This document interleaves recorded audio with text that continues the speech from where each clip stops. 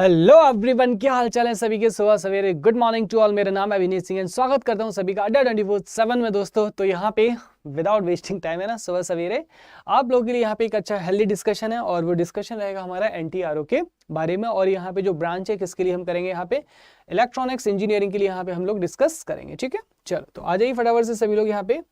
And एक बार session को like and share कर देंगे सभी लोग यहाँ पे। तो इलेक्ट्रॉनिक्स वालों के लिए हम यहाँ पे चीज़ को डिस्कस करने वाले हैं। ठीक है, देखेंगे क्या क्या सब्जेक्ट है, क्या क्या यहाँ पे हमारे सिलेबस है और उसके बाद में यहाँ पे जो प्रिपरेशन स्ट्रेटजी इसको देखेंगे। तो यहाँ पे सीधे स्टार्ट करते हैं नेटवर्क एनालिसिस। तो जो नेटवर्क एनालिसिस आपका हाईएस्ट वेटेज सब्जेक्ट है आपका एनटीआरओ में, ऐसा कहते हैं ना, नहीं है, ऐसा नहीं है ना। तो देखो यहाँ पे ऐसा नहीं है कि ये हाईएस्ट सब्जेक्ट है ना, लेकिन अच्छा खासा वेटेज होता है आपका, गुड है ना। आपके यहाँ पे अच्छा खासा जो वेटेज है वो आपको देखने को मिलता है आपका। और जो क्वेश्चंस की लेवल बात करें, वो आपके लेवल ऑफ क्वेश्चंस क्या होते हैं, आपके गुड लेवल के क्वेश्चन होते हैं।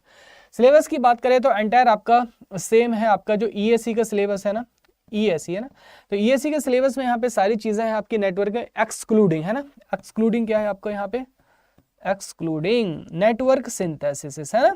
जो आपका नेटवर्क सिंथेसिस है वो आपका यहाँ पे नहीं आएगा। ठीक है, नेटवर्क सिंथेसिस। बाकी 2 पोर्ट नेटवर्क यहाँ पे क्या है आपका शामिल है। सीधा चलते हैं आगे अगले सब्जेक्ट पे, कहाँ गया, ये रहा। तो नेक्स्ट आपका इलेक्ट्रॉनिक डिवाइसेस एंड सर्किट। तो यहाँ पे देखिए बहुत अच्छा सिलेबस है ना, एंटायर ईएससी सिलेबस है ना, एंटायर ईएससी। तो यहाँ पे जो ईएससी का सिलेबस है आपका एंटायरली है ना, तो यहाँ पे पूरा का पूरा जो ईडीसी आपका जो ईएससी का सब्जेक्ट है, यहाँ पे पूरा का पूरा सिलेबस यहाँ पे कॉपी पेस्ट किया गया है यहाँ। ठीक है, और यहाँ पे लेवल ऑफ क्वेश्चंस की बात करें तो ए लेवल के अच्छे जो क्वेश्चंस है वो आपको देखने के लिए मिल जाएंगे। ठीक है, तो ए टू जेड आपको यहाँ पे जो सब्जेक्ट है डिटेल में पढ़ना है और अच्छा खासा जो वेटेज है यहाँ पे आपको देखने के लिए मिलेगा। लगभग जैसे अगर बात करें कि 100 क्वेश्चन का एक पैमाना अगर हम लोग ले लें तो 100 में से लगभग यहाँ पे जो 15 प्लस क्वेश्चन है वो आपको यहाँ पे देखने को मिलेंगे। कहाँ से, ईडीसी से। आगे चलते हैं यहाँ पे अगले प्रश्न क्वेश्चन की तरफ। और अगला यहाँ पे हमारा क्वेश्चन है कि एनालॉग इलेक्ट्रॉनिक्स है ना, तो अच्छा खासा वेटेज है यहाँ पे एनालॉग इलेक्ट्रॉनिक्स का। और एनालॉग इलेक्ट्रॉनिक्स का भी जो आपका एंटायरली ईएससी का सिलेबस है आपका, वो पूरा का पूरा यहाँ पे रखा गया है ना। तो यहाँ पे आपका वो सेमीकंडक्टर फिजिक्स से लेके, है ना, सेमीकंडक्टर फिजिक्स भी आपका यहाँ पे इंक्लूडिंग है, उससे लेके आपका मॉसफेट, बीजेटी है ना, और आपका जो डायोड एप्लीकेशन है, आपका ऑसिलेटर्स हो गए, आपके सभी टाइप्स के ऑसिलेटर है ना, ओपैम्प हो गया, आपका मल्टी वाइब्रेटर्स हो गए, सारी की सारी चीज़ें यहाँ पे आपके सिलेबस में रखी गई। क्वेश्चंस की बात करें तो लगभग आपको 10 प्लस क्वेश्चन यहाँ पे आउट ऑफ 100 आपको एनालॉग इलेक्ट्रॉनिक्स से देखने के लिए मिलेंगे। अगला सब्जेक्ट हमारा है डिजिटल इलेक्ट्रॉनिक्स का। तो देखिए डिजिटल इलेक्ट्रॉनिक्स का आपका यहाँ पे जो सिलेबस है, एक तो आपका वही बेसिक हमारा डिजिटल हो गया, हमारा गेट वेट है ना, के मैप, ये सारी चीज़ें। और वहाँ पे सीक्वेंशियल सर्किट, कॉम्बिनेशन सर्किट और जो लॉजिक फैमिली और नंबर सिस्टम है ना, ये 4 चीज़ें हैं, ये पांचों की पांचों आपको रखी गई। अगर यहाँ पे क्वेश्चंस की बात करें तो लगभग 8 से जो 9 क्वेश्चन है वो आपको यहाँ पे देखने के लिए मिल जाएंगे। समटाइम से डिजिटल का रेशियो काफ़ी कम हो जाता है आपका, है ना, तो ये डिपेंड करता है ना कितना आ रहा है। कभी कभार जो आप देखें कि 4 से 5 क्वेश्चन ही आपके जो डिजिटल है यहाँ से आपको देखने को मिलते हैं। ईएमएफटी है ना, तो देखिए ईएमएफटी यहाँ पे एग्जैक्टली आपका जो ईएससी का सिलेबस है आपका, वो सिलेबस यहाँ पे कॉपी किया गया है।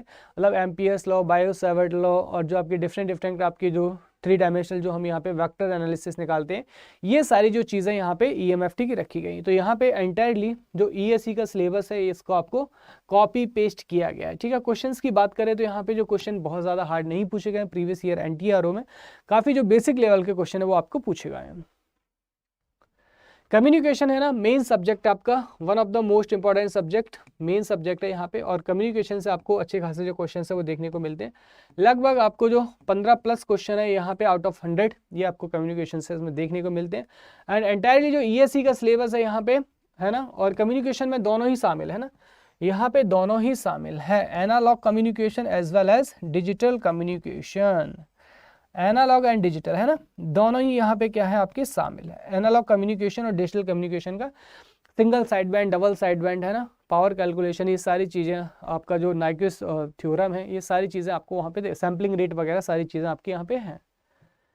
कंट्रोल सिस्टम की बात करें तो देखिए जो कंट्रोल सिस्टम है, कंट्रोल सिस्टम में आपका देखिए एक तो वही बेसिक्स हो जाएगा हमारा, है ना, ट्रांसफर फंक्शन वाला सिस्टम हो गया। और इसके बाद में देखिए यहाँ पे टाइम डोमेन दे रखा है आपको पूरा, टाइम डोमेन के बाद यहाँ पे फ्रिक्वेंसी डोमेन दे रखा है आपको, फ्रिक्वेंसी डोमेन है ना, और यहाँ पे जो कंपनसेटर है आपके, कंपनसेटर दे रखे हैं, कंपनसेटर, जो आपका यहाँ पे कंपनसेटर। अगर बात करें हम STM के ना, स्टेट ट्रांजिशन मैट्रिक्स की, तो इसको यहाँ पे एक्सक्लूड किया गया है, ठीक है। NTR का जो सिलेबस है उसको यहाँ पे नहीं रखा गया है। आगे चलते हैं यहाँ पे मेजरमेंट एंड इंस्ट्रूमेंटेशन। तो देखिए यहाँ पे मेजरमेंट और इंस्ट्रूमेंटेशन में आपको क्या क्या दे रखा है, तो क्योंकि यहाँ पे इलेक्ट्रॉनिक्स का ना, तो इलेक्ट्रॉनिक्स में देखिए आपको जो एरर्स हैं वो दे रखे हैं आपको। एरर्स के बाद यहाँ पे देखिए PMMC और आपका मूविंग आयरन इंस्ट्रूमेंट, एंड उसके बाद में इलेक्ट्रोडायनोमीटर इंस्ट्रूमेंट, एंड यहाँ से जो रेक्टिफायर टाइप इंस्ट्रूमेंट है, ये आपको यहाँ से दे रखा है। इसके अलावा देखिए यहाँ पे आपको जो दे रखा है सिलेबस में, जो CRO है ये आपको दे रखा है। मेजरमेंट में इतना ही सिलेबस रखा गया है, और यहाँ पे जो ट्रांसड्यूसर्स वगैरह ये सारी चीज़ें ये आपकी एक्सक्लूड की गई। तो मेजरमेंट में बहुत ज़्यादा सिलेबस आपको नहीं रखा गया है, ये सारी चीज़ें आपको सिर्फ रखी गई हैं। आगे चलते हैं और देखते हैं यहाँ पे सिग्नल एंड सिस्टम। तो सिग्नल एंड सिस्टम में आपकी वही सारी चीज़ें रखी गई एग्जैक्टली। यहाँ पे जो ESC का सिलेबस है वो कॉपी करके रखा गया है यहाँ पे, बस जो DTFT वगैरह है ना, DTFT वगैरह यहाँ पे नहीं रखा गया है।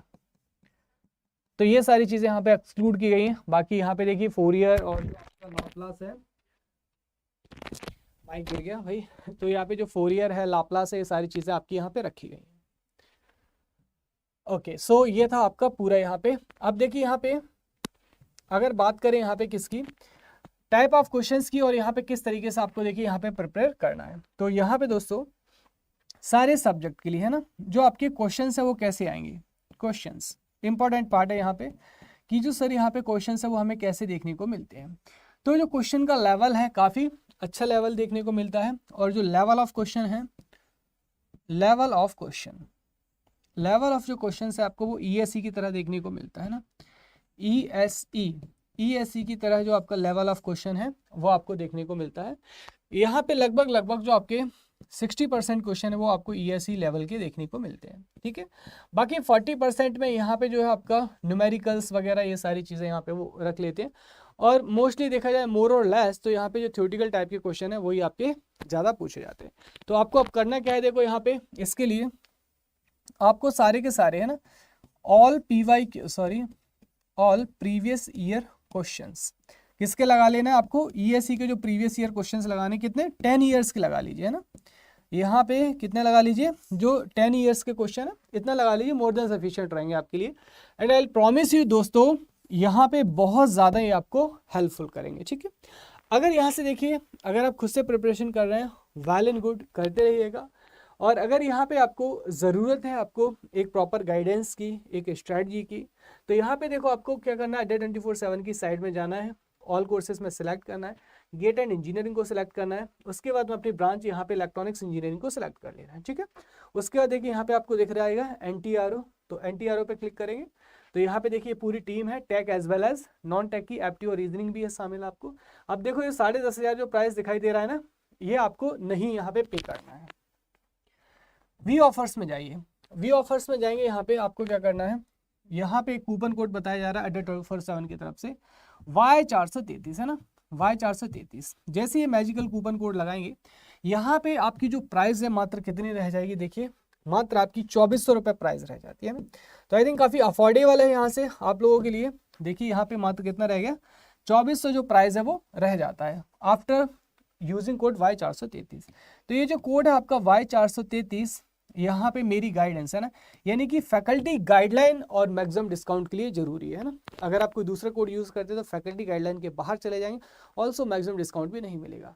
अच्छा, यहाँ पे कुछ लोग कहते हैं कि सर यहाँ पे मतलब पेड कोर्स लेना जरूरी है, किसने कहा, कभी नहीं।